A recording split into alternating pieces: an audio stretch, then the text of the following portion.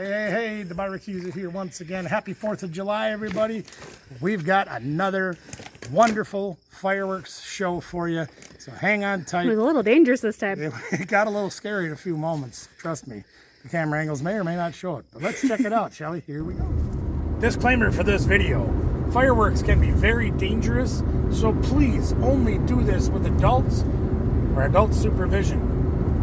Do not try that what we had happen at home. Don't get as close as we did. Well, okay. In all reality, gang, Danielle was taking video of the shots from a fairly safe distance, and I was lighting up the area with my four-wheeler so the guys could see when they lit off the fireworks. We had a couple of mishaps go wrong and come close to getting hit. Anyway, if we get the footage that we want, not our footage, but somebody else in the family got some footage by their car. But anyway, gang, we're getting ready to do the fireworks, so check the video out.